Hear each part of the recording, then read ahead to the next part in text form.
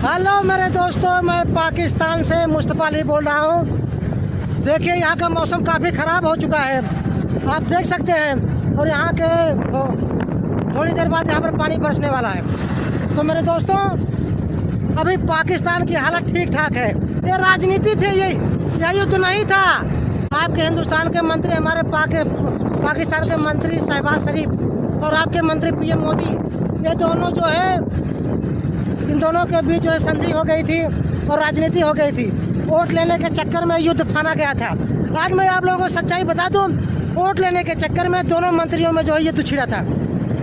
ये एक बहुत बड़ी साजिश है जिसमें जो है पिस रहे हैं छोटे गरीब लोग हो, चाहे हिंदू हो चाहे मुसलमान हो, वो चाहे आपके हिंदुस्तान के हो चाहे हमारे पाकिस्तान को हो।